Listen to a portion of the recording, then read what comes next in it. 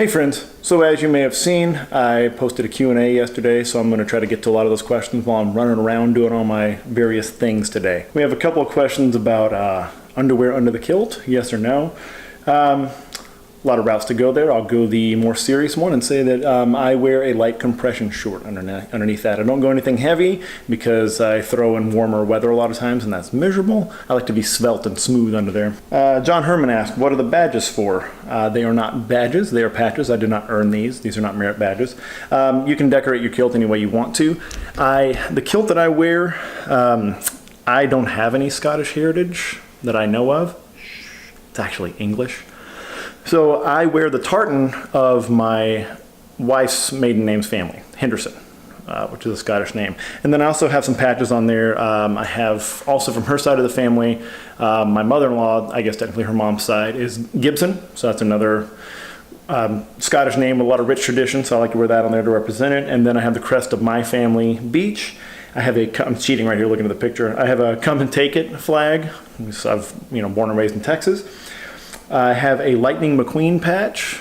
That's for my son. I have a Princess patch for my older daughter, Hannah. I don't have one for baby Leah yet, so I got to work on that. I got to find something. Open to suggestions. And then I have a Predator handshake patch from my boy, Aaron. Preston Bear asked, why do you call yourself Mike? So the genesis of this question is that he and his brother Nick, they managed to see my credit card receipt at Topgolf when we went there, and they saw my legal first name on there, Luther. So my full name is Luther Michael Beach. And any of you that are trying to steal my identity by watching this channel, that should help you. My parents, for some reason, saw fit to give me the first name of a 300-pound black man. Not exactly sure why. It is my dad's first name. He goes by Luke. I didn't really want to do that. It's never an option. I've always been Michael, so I just chose to stick with that super original name and go by Mike. President Trump is working on a... All right, Wayne Cross asked about not sucking at the 56 weight over bar even as a lightweight. No, I mean, as a lightweight, you don't need to throw the 56 weight over bar. There's kind of two schools of thought here, and they both apply. One, a lot of times the wob can happen in the weight room, plain and simple. I think that's sometimes where I am, that I think just having a little bit more horsepower is going to help, to be perfectly honest. Man, that music is annoying. But yeah, the horsepower helps, but a lot of times people forget that it's a throw. It's not just a strength event, and I've seen people that, deadlift less than me throw it way higher, and I've seen people that deadlift a lot more not throw it nearly as high. So it's still a throw. A lot of the principles still apply. And I think when I went to the lightweight class and started throwing the 42 for height, that really kind of cemented for me that it really is more of a throw. Because I was able to manipulate the weight a little bit more, able to feel a little bit more than just feeling like I was pulled down like I was with the 56. So I would say continue to work with underweight implements. Throw a 42. If you have access to a 49, go ahead and do that. That's fantastic. But honestly, throwing the 42 for height allowed me to get more reps in, work on the technique a little bit, and drill it. I can't say enough about drills like the water bottle drill. Just swinging the weight without throwing it, trying to get as big an amplitude as you can, and then just dropping it out of the, swing in, swing out, and get a big amplitude and just drop. Don't do the final pull with the arm. Those sort of things help drilling your technique in, but at a certain point it's going to run out and you're just going to need more horsepower to put behind the throw. Beyond that, if you're going to throw the 56, just gain some weight. It never hurts.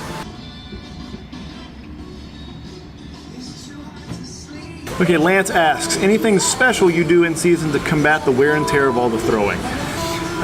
There's not a lot special that I do. Mobility work, making sure that I eat well and that I recover, that I actively recover.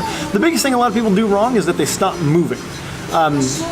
Especially if you're getting to where you're peaking for a games, if you're that specialized, you have to continue moving. You have to continue moving moderate weight. You have to maintain that peak. It can get endlessly complex on how to maintain a peak, but at our level as Highland Games athletes, really it's just a matter of keep moving and keep being in the weight room and keep doing some moderate throwing.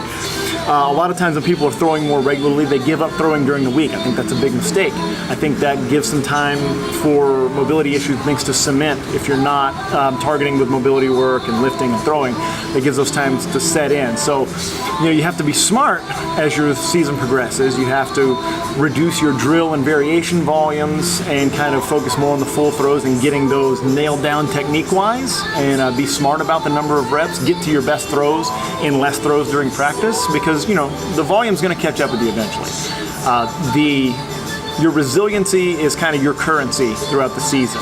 That's saying you're going to spend it the more that you throw full throws in practice. So be smart about that. You know, the only thing that sometimes I will do differently, and maybe this is just a process of being in my late 30s now, is I will take full rest days where I do nothing. Not even active recovery days, not even days where I stretch and do mobility, you know, maybe stretch a little bit here and there, do some arm circles or something like that, but just take a full day once in a while. You know, I'm never going to advocate completely just laying on the couch, pounding cheeseburgers and drinking beer, although, come on, that's pretty fantastic if you do it. But you do those things in moderation, but just be able to step away and take an off day. It really does a lot for you, especially as an older thrower. Okay, Evan Thompson asks, besides squat, bench, overhead press, and deadlifts, what are the exercises with the most carryover to Highland Games? I'm thinking what you probably mean is what exercises are good bang for the buck. What kind of things are going to develop your general physical preparation? What's going to prepare you for throwing the best? And obviously, you know, you hit on the major barbell movements. I think Olympic lifting and jumping. Those are no surprises. You're going to hear Matt and I talk about that a lot. That's what's prescribed for the training lab athletes, for the throwing lab group that are all Highland Games throwers we program for. You can talk about med ball variations when you want to step towards more specific things. But again, I don't really prescribe a lot of mimic the throws with med ball type things. Prescribe some basket tosses, some wall ball shot put, which is kind of, you know, it's a rotational throwing style. I'm kind of stolen from baseball, but you've seen it on my channel before, you probably see, but it's, you know, we're not setting up like a shot put, we're setting the ball chest height, and we're stepping and we're pushing into the wall. You know, sideways tosses into the wall, things like that. Those have some good carryover just in that they're getting you to fire in the right way. They're kind of teaching your body to create force and ballistically throw it away from the body, create force as you throw an object. So those sort of things are good. The thing that's going to give you the best carryover is throwing. Throwing variations and drills with the implements, and then throwing your fulls, obviously. And you also asked about minimum strength requirements. Absolutely not. Never go into anything as ridiculous and unpaid and like sort of volunteer basis as Highland Games, thinking that you have to be a minimum amount of strong. No matter how strong you are going to embarrass yourself when you start. You're going to fall down, you're going to look like a jackass when you throw. Those weights, the hammers, they make fools out of everybody, even very experienced people. I've seen elite level strong people just get made asses of by those things, and it's going to happen, so just be ready for that. Your strength level isn't going to protect you from that. Strength becomes more of a tool in your toolbox as you learn the throws, as you learn the techniques. So don't worry about how strong you are going out there. If I can go out there and throw and I can actually succeed once in a while, trust me, you don't need to worry about your strength levels. Okay, Trey Gibson asks, do you think a keto style diet is beneficial for strength athletes? Obviously, I can't give a straight yes and no. That's a complex answer. For strength athletes, I think when you're dialed in and looking for a pure performance, I think having a healthy amount of carbohydrates is probably going to be good for you. The research for ketogenic diets and the kind of athletes it's beneficial for really circles more around endurance athletes, runners, triathletes, cyclists. And they have seen some pretty amazing benefits in terms of controlling gaining fat, losing fat, and how it affects your performance. So that's good stuff. The jury's still a little more out on strength athletes, so I don't want to speak with any authority on it, but the basics are that you're getting your energy from a different source besides carbohydrates. Now, when you're saying beneficial for strength athletes, it can mean a couple things. Is it beneficial for performance? Like I said, jury's out a little bit, but your mileage may vary, so give it a shot. You can watch Matt's channel. You're going to see that he's doing it right now, but he's doing it for a different reason other than performance, because his knee is recovering. So that kind of segues into the other way of interpreting your question of, is it beneficial? If the point is to lose fat and to gain some lean mass, then yes, then it's going to be beneficial for you. That's beneficial for anybody. Lean mass is beneficial for anybody. But in certain sports, you are going to be rewarded with a little bit more girth and a little bit more size, my sport included, Highland Games. There are events where you're going to be rewarded with that sort of thing. So is it always the best thing for an athlete to drop all, the fat mass, to drop fat and to, only get down to lean mass? Maybe not.